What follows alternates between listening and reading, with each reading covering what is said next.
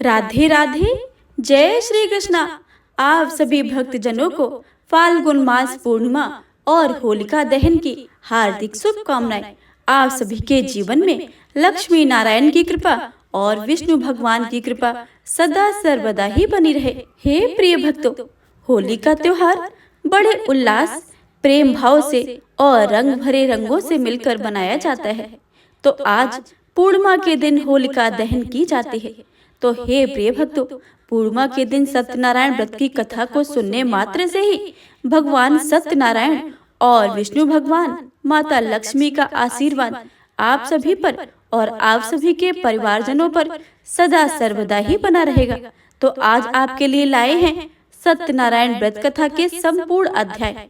तो आप सभी से अनुरोध है कि इस कथा को भक्ति भाव से और प्रसन्न मन चित्त से पूरा अवश्य सुनिए और कमेंट बॉक्स में सत्यनारायण भगवान की जय लिखना बिल्कुल भी मत भूलिएगा।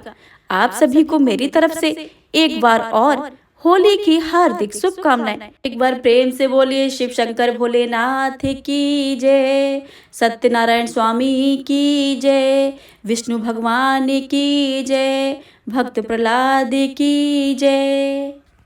सत्यनारायण व्रत कथा का प्रथम अध्याय।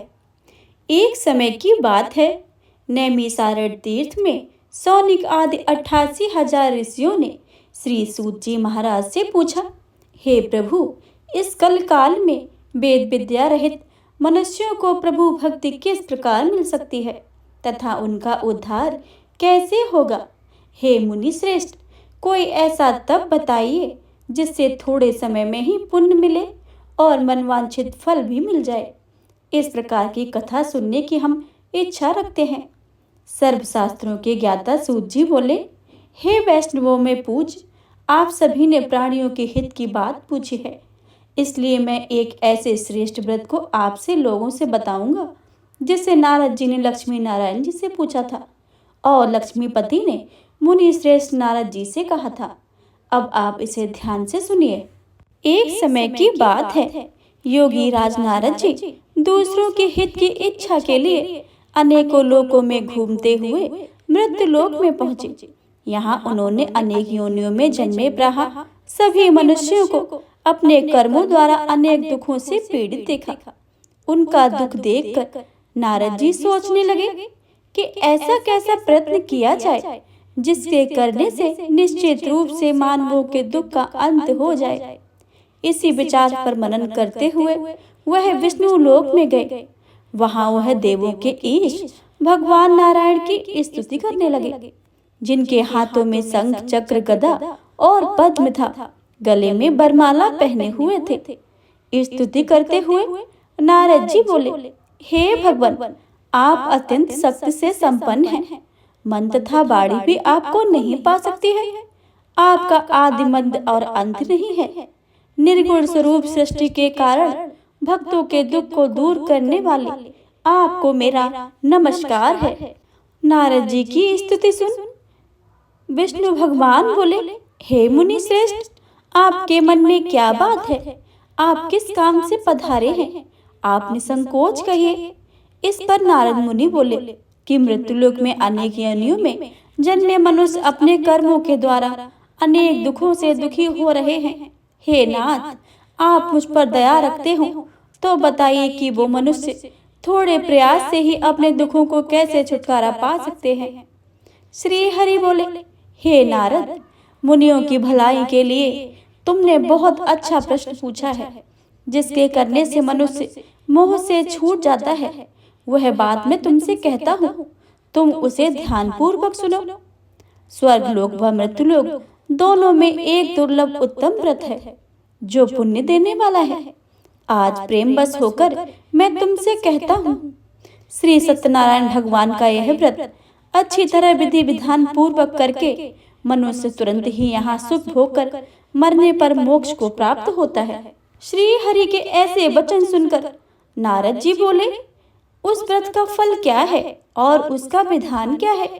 यह व्रत किसने किया था? इस व्रत को करने से किस फल की प्राप्ति होती है और यह व्रत किस दिन करना चाहिए? सभी कुछ विस्तार से बताइए। नारद जी की बात सुनकर श्री हरि बोले, दुख व शोक को दूर करने वाला यह व्रत सभी स्थानों पर विजय दिलाने वाला है। मानव को भक्ति व श्रद्धा के साथ शाम को श्री सत्यनारायण की पूजा करके धर्मपरायण होकर ब्राह्मणों व बांधवों के सहित करनी चाहिए। भक्ति भाव से ही नैवेद्य, केले का फल, घी, दूध और गेहूं का आटा सवाया ले। गेहूं के स्थान पर साठी का आटा ले। शक्कर तथा गुड़ लेकर व सभी भक्षण योग पदार्थों को मिलाकर भगवान का भोग लगाएं। ब्राह्मणों और बांधवों को सहित भोजन कराएं। उसके बाद स्वयं भोजन करें। भजन कीर्तन के साथ भगवान की भक्ति में लीन हो जाएं। इस तरह से श्री सत्यनारायण भगवान का व्रत करने पर मनुष्य की सारी इच्छाएं निश्चित रूप से होती हैं। इस काल अर्थात कलयुग में मृत्यु लोक में मोक्ष का यही एक सरल उपाय बताया गया है। इति श्री सत्यनारायण व्रत कथा का प्रथम अध्याय संपूर्ण हुआ। तो प्रेम से बोलिए श्री हरि विष्णु भगवान की जय। श्रीमन नारायण नारायण नारायण, भजपन नारायण नारायण नारायण, श्रीमन नारायण नारायण नारायण, भजमन नारायण नारायण नारायण। श्री सत्यनारायण भगवान की जय। श्री सत्यनारायण भगवान की कथा का द्वितीय अध्याय। सूत जी बोले, हे ऋषियों, जिसने पहले इस व्रत को किया था उसका इतिहास कहता हूँ, तुम ध्यान से सुनो। सुंदर काशीपुरी नगरी में एक अत्यंत निर्धन ब्राह्मण रहता था। भूख प्यास से परेशान होकर वह धरती पर घूमता रहता था। ब्राह्मणों से प्रेम करने वाले भगवान ने एक दिन ब्राह्मण का भेष धारण कर उसके पास जाकर पूछा, हे विप्र, नित्य दुखी होकर तुम पृथ्वी पर क्यों घूमते हो? दीन ब्राह्मण बोला, मैं निर्धन ब्राह्मण हूँ, भिक्षा के लिए धरती पर घूमता हूँ। हे भगवान, यदि आपको कोई उपाय जानते हो तो मुझे बताइए। वृद्ध ब्राह्मण कहते हैं कि सत्यनारायण भगवान मनोवांछित फल देने वाले हैं, इसलिए तुम उनका पूजन करो। इसे करने से मनुष्य सभी दुखों से मुक्त हो जाता है। वृद्ध ब्राह्मण बनकर आए श्री सत्यनारायण भगवान उस निर्धन ब्राह्मण को व्रत का सारा विधान बताकर अंतर्ध्यान हो गए। ब्राह्मण मन ही मन सोचने लगा कि जिस व्रत को वृद्ध ब्राह्मण करने को कह गए हैं, मैं उसे जरूर करूंगा। यह निश्चय करने के बाद उसे रात में नींद नहीं आई। वह सवेरे उठकर श्री सत्यनारायण भगवान के व्रत का निश्चय करके भिक्षा के लिए गया। उस दिन निर्धन ब्राह्मण को भिक्षा में बहुत सारा धन मिला, जिससे उसने बंधु बांधवों के साथ मिलकर श्री सत्यनारायण भगवान का व्रत संपन्न किया। भगवान श्री सत्यनारायण का व्रत संपन्न करने के बाद वह निर्धन ब्राह्मण सभी दुखों से छूट गया और अनेक प्रकार की संपत्तियों से युक्त हो गया। उसी समय वह ब्राह्मण हर माह इस व्रत को करने लगा।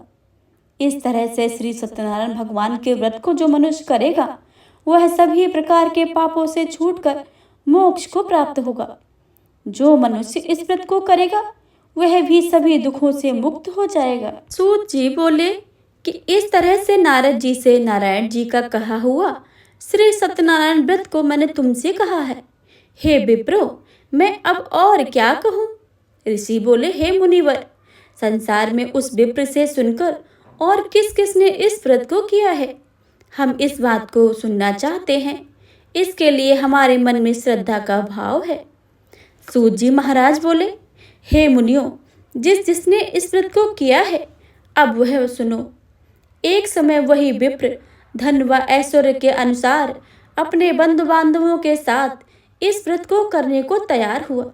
उसी समय एक लकड़ी बेचने वाला बूढ़ा आदमी आया और लकड़ियां बाहर रखकर अंदर ब्राह्मण के घर में गया।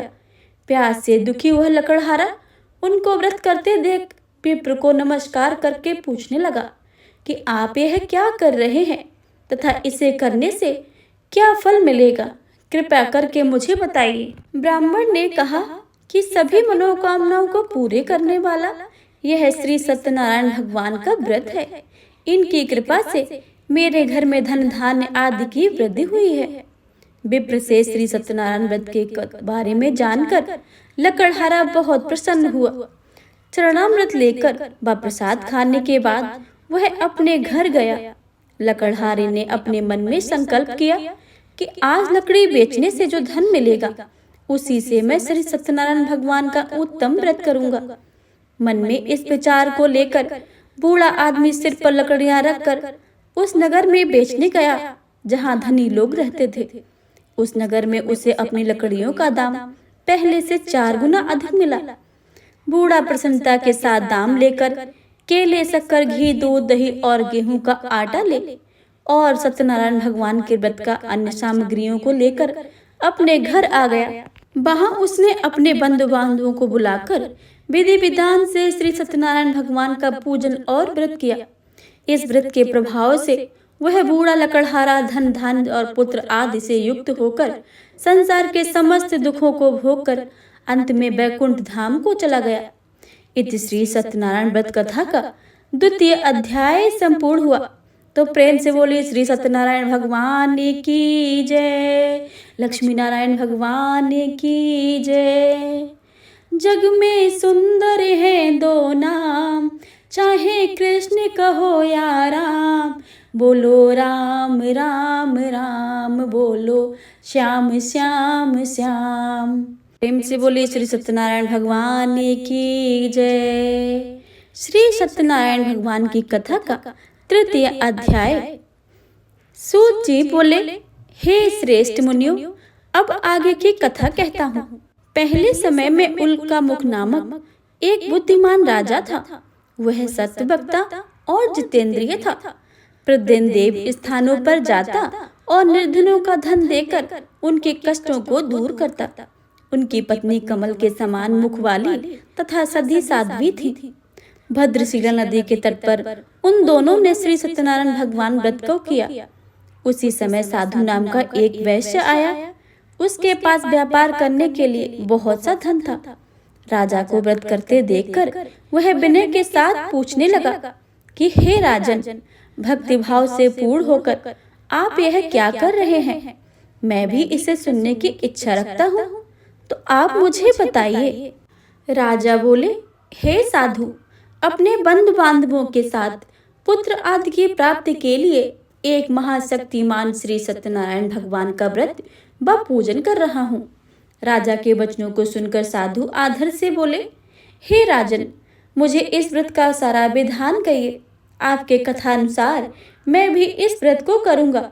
मेरी भी संतान नहीं है और इस व्रत को करने से निश्चित रूप से मुझे संतान की प्राप्ति होगी।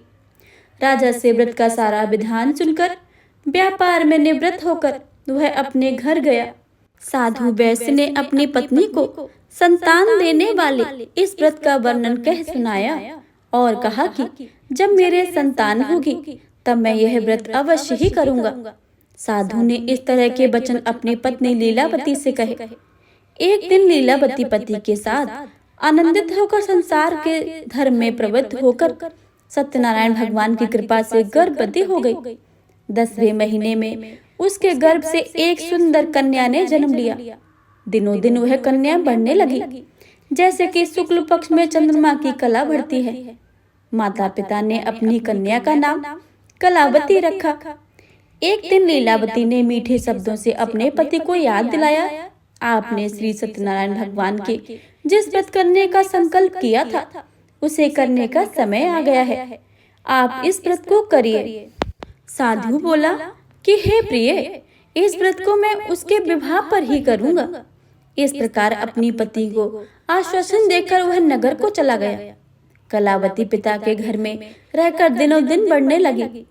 साधु ने एक बार नगर में अपनी कन्या को सखियों के साथ खेलते देखा तो तुरंत ही दूत को बुलाया और कहा कि मेरी कन्या के योग वर देखकर आओ।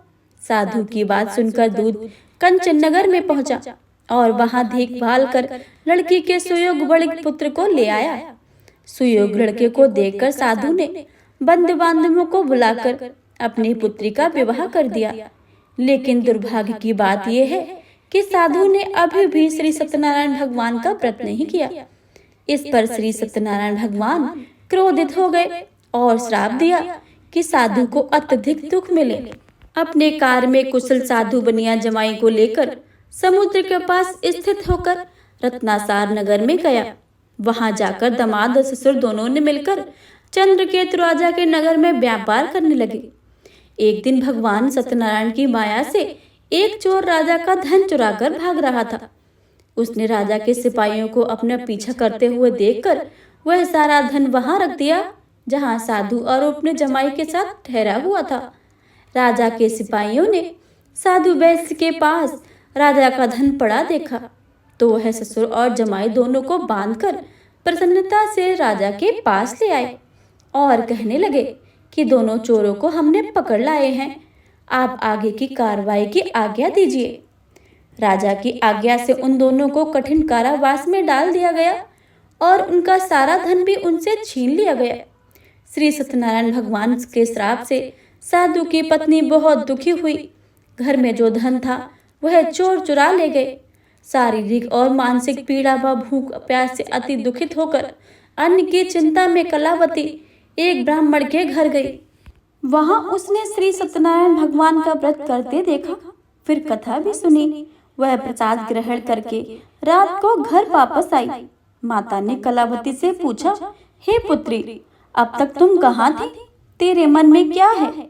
कलावती ने अपनी माता से कहा कि हे माता, मैंने एक ब्राह्मण के घर में श्री सत्यनारायण भगवान का व्रत करते देखा है। कन्या के वचनों को सुनकर लीलावती भगवान की पूजन की तैयारी करने लगी। लीलावती ने परिवार व बांधवों सहित श्री सत्यनारायण भगवान का पूजन किया और उनके यह वर मांगा कि मेरे पति तथा जमाई शीघ्र ही घर आ जाएं। साथ ही यह भी प्रार्थना करने लगी, हम सबका अपराध क्षमा करें। श्री सत्यनारायण भगवान इस व्रत से संतुष्ट हो गए और राजा चंद्रकेतु को सपने में दर्शन देकर कहा, हे राजन, तुम उन दोनों वैश्यों को छोड़ दो और तुमने उनका जो धन लिया है उसे भी वापस कर दो। अगर तुमने ऐसा नहीं किया, मैं तुम्हारा धन, राज्य व संतान सभी को नष्ट कर दूंगा। राजा को यह सब कहकर भगवान अंतर्ध्यान हो गए। प्रातःकाल सभा में राजा ने अपना सपना सुनाया, फिर बोले कि बड़े पुत्रों को कैद से मुक्त करके सभा में ले आओ। दोनों ने आते ही राजा को प्रणाम किया। राजा मीठी बाणी में बोला, हे महानुभाव, भाग्यवश ऐसा कठिन दुख तुम्हें प्राप्त हुआ है, लेकिन अब मैं तुम्हें कोई भय नहीं है। ऐसा कहकर राजा ने उन दोनों को नए वस्त्र भूषण देकर और जितना धन लिया था उससे 2 गुना धन वापस कर दिया। दोनों वैसे अपने घर को चल दिए। श्री सत्यनारायण भगवान व्रत कथा का 3य अध्याय संपूर्ण हुआ। प्रेम से बोलिए श्री सत्यनारायण भगवान की जय। प्रभु जी, प्रभु जी, प्रभु जी, तुम चंदन हम पानी। प्रभु जी, तुम चंदन हम पानी। जाके अंग संग बात समानी, जाके अंग संग बास समानी। प्रभु जी, तुम चंदन हम पानी। प्रेम से बोलिए श्री सत्यनारायण भगवान की जय। श्री सत्यनारायण भगवान व्रत कथा का 4th अध्याय। श्री सूत जी बोले कि वैश्य ने मंगलाचार करके अपनी यात्रा आरंभ की और उन्होंने अपने नगर की ओर चल दिए। उनके थोड़ी दूर जाने पर एक दंडी वेशधारी श्री सत्यनारायण भगवान ने उनसे पूछा, हे साधु, तेरी नाव में क्या है? अभिवाड़ी बड़क हंसता हुआ बोला कि हे दंडी, आप क्यों पूछते हो? क्या धन लेने की इच्छा है? मेरी नाव तो बेल पत्र से भरी हुई है। वैश्य के कठोर वचनों को सुनकर भगवान बोले, तुम्हारा वचन सत्य हो। दंडी ऐसे वचनों को कहकर वहां से दूर चले गए। कुछ दूर जाकर समुद्र के किनारे बैठ गए। दंडी के जाने के बाद साधु वैश्य ने नित्य क्रिया से पश्चात नाव को ऊंचे उठते देखकर अचंभा माना और नाव में बेलपत्र आदि भरे से देखकर मूर्छित होकर जमीन पर गिर पड़े। मूर्छा खुलने पर वह अत्यंत शोक में डूब गए। तब उनका दामाद बोला कि आप शोक न मनाएं, यह दंडी का शाप है, इसलिए हमें उनकी शरण में जाना चाहिए, तभी हमारी मनोकामनाएं पूर्ण होगी। दामाद की बात सुनकर वह दंडी के पास पहुंचे और अत्यंत भक्ति भाव से नमस्कार करके बोले, मैंने आपसे जो असत्य वचन कहे थे उनके लिए मुझे क्षमा कर दीजिए। ऐसा कहकर महान शोकातुर होकर रोने लगे। तब दंडी भगवान बोले, हे बड़े पुत्र, मेरी आज्ञा से बार बार तुम्हें दुख की प्राप्ति हो रही है, तो मेरी पूजा से विमुख हुआ है। साधु बोला, हे भगवान, आपकी माया से ब्रह्म आदि देवता भी आपके रूप को नहीं जानते हैं, तब मैं अज्ञानी कैसे जान सकता हूँ। आप प्रसन्न होइए, अब मैं सामर्थ्य के अनुसार आपकी पूजा करूंगा, मेरी रक्षा करो और पहले के समान नौका में धन भर दे। साधु वैश्य के भक्ति पूर्वक वचनों को सुनकर भगवान प्रसन्न हो गए और उसकी इच्छा अनुसार वरदान देकर अंतर्ध्यान हो गए। ससुर जमाई जब नाव पर पहुंचे तो नाव धन से भरी हुई थी। फिर वही अपने अन्य साथियों के साथ भगवान श्री सत्यनारायण भगवान का पूजन करके नगर को चल दिए। जब नगर के नजदीक पहुंचे तो दूत को घर पर खबर भेजने के लिए भेज दिया। दूत साधु की पत्नी को प्रणाम करके कहता है कि मालिक अपने दामाद सहित नगर के निकट आ गए हैं। दूत की बात सुनकर साधु की पत्नी लीलावती ने बड़े हर्ष के साथ भगवान श्री सत्यनारायण भगवान का पूजन करके अपनी पुत्री कलावती से कहा कि मैं अपने पति के दर्शन को जाती हूँ, तू कार्य पूर्ण करके शीघ्र ही आ जाना। माता के ऐसे वचनों को सुनकर कलावती जल्दी से प्रसाद छोड़कर अपने पति के पास चली गई। प्रसाद की अवज्ञा के कारण श्री सत्यनारायण भगवान रुष्ट हो गए और नाव सहित उसके पति को पानी में डुबो दिया। कलावती अपने पति को ना पाकर रोती हुई जमीन पर गिर पड़ी। नौका को डूबा हुआ देख व कन्या को रोता हुआ देख साधु बहुत दुखी होकर बोला, हे प्रभु, मुझसे तथा मेरे परिवार से जो भूल हुई है उसे आप क्षमा करें। साधु के दीन वचनों को सुनकर श्री सत्यनारायण भगवान प्रसन्न हो गए और आकाशवाणी हुई, हे साधु, तेरी कन्या मेरे प्रसाद को छोड़कर आई है, इसलिए उसका पति अदृश्य हो गया है। यदि वह घर जाकर प्रसाद खाकर लौटती है तो उसे उसका पति अवश्य ही मिल जाएगा। ऐसी आकाशवाणी सुनकर कलावती घर पहुंचकर प्रसाद ग्रहण करती है और फिर आकर अपने पति का दर्शन करती है। उसके बाद साधु अपने बंधु बांधवों सहित श्री सत्यनारायण भगवान का विधि विधान से पूजन करते हैं। इस लोक में सुख पाकर अंत में स्वर्ग को जाते हैं। इति श्री सत्यनारायण भगवान व्रत कथा का चतुर्थ अध्याय संपूर्ण हुआ। प्रेम से बोले श्री सत्यनारायण भगवान की जय, लक्ष्मी नारायण भगवान की जय। अपनी बाड़ी में अमृत घोलो रसना, राधे राधे बोल ओ रसना, राधे राधे बोल। प्रेम से बोली श्री सत्यनारायण भगवान की जय। सत्यनारायण व्रत कथा का पंचम अध्याय। सूत जी बोले, हे ऋषियों, मैं और तुमसे कथा सुनाता हूँ, उसे भी ध्यान पूर्वक सुनो। प्रजा पालन में लीन तुंगध्वज नाम का एक राजा था। उसने भी भगवान का प्रसाद त्याग कर बहुत ही दुख का पान किया। एक बार वन में जाकर वन्य पशुओं को मारकर वह वट के पेड़ के नीचे आया। वहां उसने ग्वालों को भक्तिभाव से अपने बांधवों के सहित सत्यनारायण भगवान का पूजन करते देखा। अभिमान बस राजा ने उन्हें देखकर वह पूजा स्थान में नहीं गया और ना ही उसने भगवान को नमस्कार किया। ग्वालों ने राजा को प्रसाद दिया, लेकिन उसने वह प्रसाद नहीं खाया और प्रसाद को वहीं छोड़कर अपने नगर को चला आया। जब वह नगर में पहुंचा तो वहां सब कुछ तहस नहस हो गया था और शीघ्र ही समझ आ गया कि यह भगवान ने ही किया है। वह दोबारा ग्वालों के पास पहुंचा और विधि पूर्वक पूजा करके प्रसाद खाया तो श्री सत्यनारायण भगवान की कृपा से सब कुछ पहले के जैसा हो गया। दीर्घ काल तक सुख भोगने के बाद मरणोपरांत उसे स्वर्गलोक की प्राप्ति हुई। जो मनुष्य परम दुर्लभ इस व्रत को करेगा, वह भगवान श्री सत्यनारायण की कृपा से उसे धन धान्य की प्राप्ति होगी। निर्धन धनी धनी हो जाएगा और भय मुक्त होकर जीवन जीता है। संतानहीन मनुष्य को संतान सुख मिलता है और सारे मनोरथ पूर्ण होने पर मानव अंतकाल में वैकुंठ धाम को जाता है। सूत जी बोले, जिन्होंने पहले इस महाव्रत को किया है, अब उनके दूसरे जन्म की कथा मैं सुनाता हूँ। वृद्ध सनातन ब्राह्मण ने सुदामा का जन्म लेकर मोक्ष की प्राप्ति की।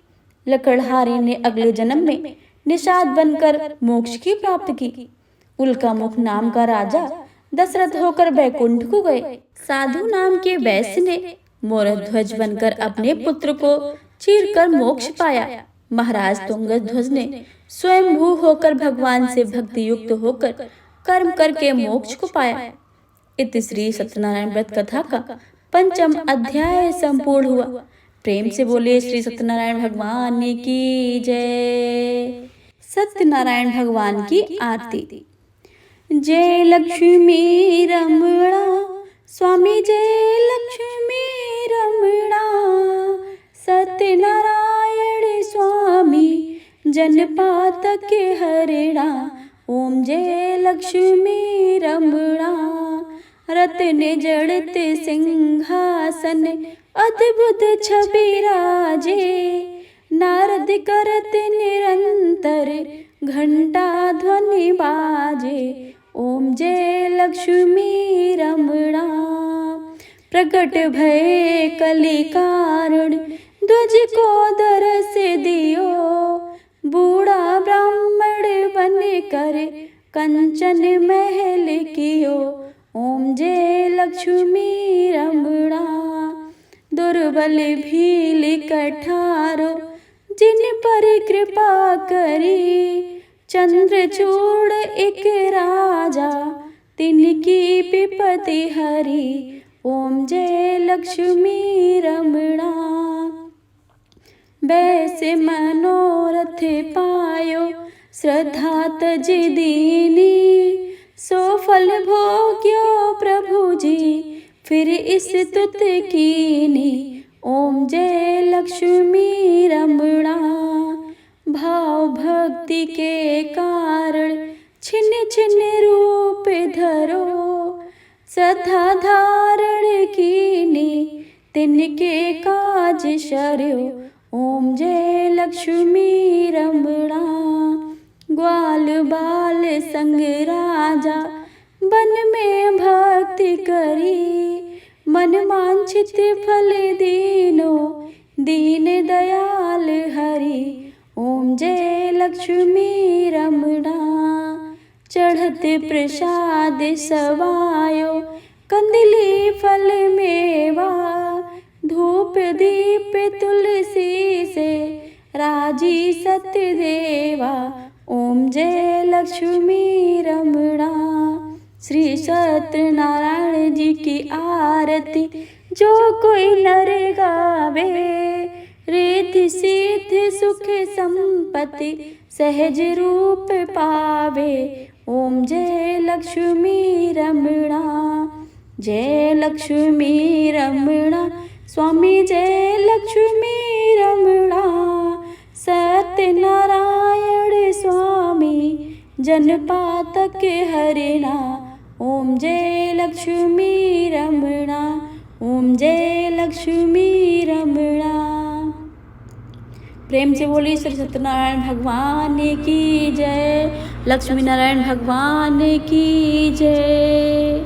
हे प्रिय भक्तों, अगर आप सभी को श्री सत्यनारायण भगवान की कथा अच्छी लगी हो तो वीडियो को लाइक करें और ज़्यादा से ज़्यादा शेयर करें और कमेंट बॉक्स में भगवान श्री सत्यनारायण की जय लिखना बिल्कुल भी मत भूलिएगा। मिलते हैं अगली वीडियो में, तब तक के